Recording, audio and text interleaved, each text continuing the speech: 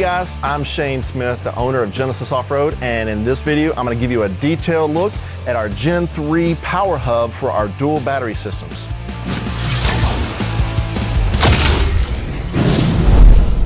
Genesis Off-Road brought the first pre-wired, completely assembled dual battery kit system to the market in 2013.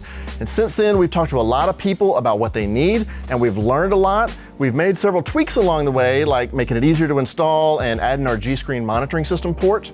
And then in 2018, our Gen 2 system used some new components to meet the needs of several of the new JL models and some new Toyota models. And those awesome Genesis systems have been running reliably in thousands of vehicles for many years. Now our Gen 3 system is a completely new package.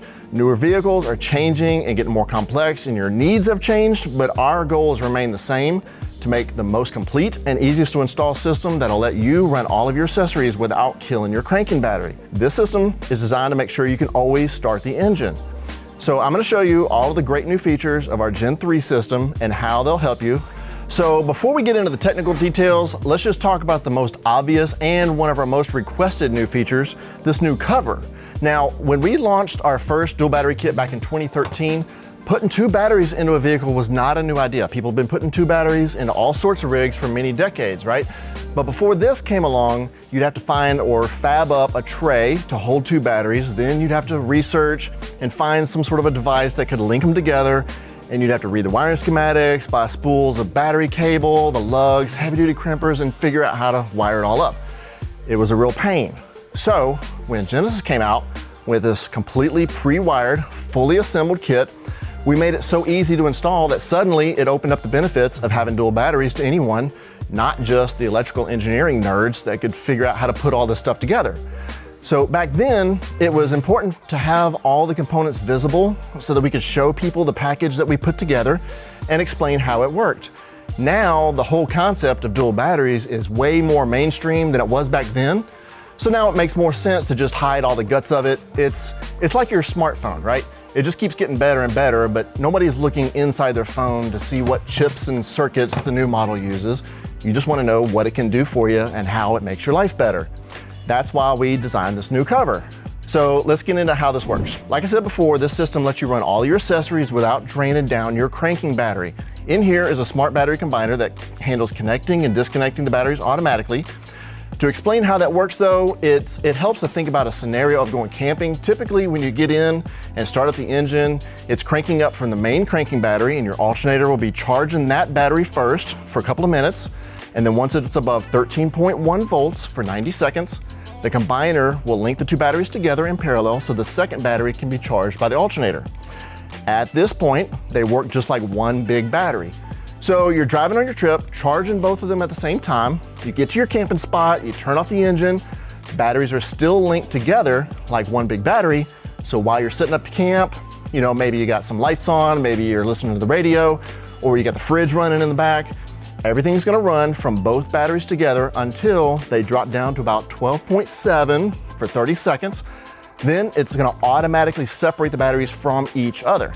And at that point, all of your aftermarket accessories that you have connected to the bus bars will run from the second battery only and not drain down your cranking battery. But just keep in mind that your factory fuse box is hardwired straight to the cranking battery. So that means all of your factory circuits will still get power from your cranking battery. So yes, it is still possible to leave your radio on too long and drain your battery down too low to be able to start the engine. So if that happens, you have a switch right here that will allow you to manually connect the batteries together, just like using jumper cables from one battery to the other, so that you can use the power in the second battery to help start the engine. So you'll simply change the switch from the center position, which is automatic mode, switch it to on, and that will connect the batteries together, and they will stay connected until you move the switch back to auto. So to jumpstart yourself, just flip it to on, go back around and get in the vehicle and start the engine. Once you get it started, you'll need to come back around and set it back to auto mode. Otherwise, they would never separate. So everything we've described so far works just like our Gen 1 and Gen 2 systems. Now let's talk about what's new. The new combiner is rated to handle 300 amps flowing through it all the time, whether that's coming in from your alternator or going out to your accessories. Now 300 amps is a lot of power in a 12-volt system, but that's important because a lot of newer vehicles come now with high output alternators. The new Jeep JL and Gladiator can have up to a 240 amp alternator, which is really awesome for a stock alternator. Now the earlier Jeep JKs had a 160 amp alternator, which was very impressive at the time, and our Gen 1 and Gen 2 systems could handle up to 200 amps continuous. But now the automakers are packing more and more electronics into these vehicles, and you and I like to add even more electric gadgets. So we need our system to be able to keep up with the growing demand. Another thing is that the new system does not consume power to keep the batteries linked together. That means it doesn't generate any heat. Our Gen 1 and Gen 2 systems used a heavy-duty solenoid linking the batteries together, and inside of that solenoid is an electromagnet. So we have to use power to keep that electromagnet energized to keep the batteries connected. Now it only uses that power until the batteries drop down to about 12.7 volts, which is still plenty high enough to start the engine. Then it'll separate them and that power usage goes away. But the Gen 3 system does not use power like that to keep them connected. It'll use a small bit of power just for a few milliseconds in order to change the state from connected to disconnected, but that's all. That also means there's no heat generated at all. So it's more heavy duty, even more reliable, because we want this system to outlast your vehicle. Now, there's one more feature on the new combiner. We now have this new optional engine on sensor cable that you can use to change the threshold where it connects and disconnects the batteries. Now, why would you want to use that? So some newer model vehicles, including the JL and the Gladiator, have these new smart alternators, which can detect when your batteries are fully charged up, and then it'll sort of free spool, meaning the engine's drive belt doesn't have to consume horsepower to spin the alternator. That will reduce its output, meaning the spinning pulley isn't generating the typical voltage levels, the higher voltage. So car makers added these smart alternators as a way to try to save you a couple drops of gas in order to meet all the EPA fuel efficiency standards, which sounds all well and good, but what does that really actually mean for you? If the alternator sees that both batteries are fully charged and turns down its output, why should you care, right? Because we've seen a few instances where the alternator's output can drop below 12.7 volts, then our little smart battery combiner does its job and separates the batteries, right? That's what it's there for. But the problem that we see is if you're running a fridge in the back of the vehicle and the alternator turns its output down, the system separates the batteries, the fridge is still running from that second battery. So the way we get around that, the way we deal with this issue is with this new engine on sensor. Now this is an optional feature that you can add onto your dual battery kit. This is a little fuse tap that you can put into your fuse box. It'll go over and plug into a port that's inside of the battery kit. When you plug this in, it's going to change the threshold at which it connects and disconnects the batteries. So with this feature installed, it's going to connect the batteries within 30 seconds after you start the engine, but it's not going to disconnect the batteries until it sees them like really low, like 11.6, which is probably not going to happen while the engine's running. So in other words, that means it's going to leave the batteries connected while the engine is running. Then when you turn the engine off, it'll separate them after they drop below about 13.1 for like 5 minutes.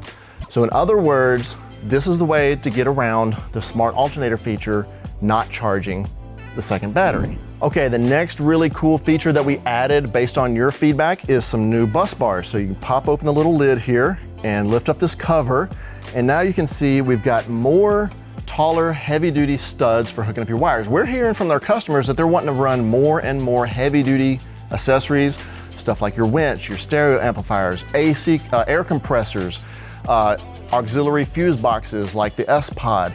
You know, all this stuff that uses more power uses heavier cables. And our Gen 1 and Gen 2 systems only had a single tall stud on the bus bars for hooking up all those heavy cables. So we wanted to give you more flexibility with how you hook all that stuff up. So now you've got 3 tall studs for power and 3 for ground. These are different sizes, so you don't have to worry about having the right size on your winch cable or whatever. Just put your heavy duty cables onto whichever one it fits. So you got a lot more flexibility now. And you still have some of the small screws here for some of your smaller gauge wires, like you know, your LED lights, CB, anything that needs direct battery power with a smaller wire. And then you just snap the cover down like this to cover it all up. So if you're working under the hood with a wrench or a ratchet, you're not gonna accidentally bump those those hot terminals there. Okay, so I hope you found all that helpful. You know, as vehicles continue to change, we're gonna continue to adapt to meet your needs, to make it easier for you to get out there and enjoy your vehicles and go exploring. So if you have any questions, check out our website. Make sure you subscribe to our YouTube channel. We got lots of helpful tech tip videos out there, including installation videos. If you have any questions, check out the Contact Us page on our website. And thanks for watching.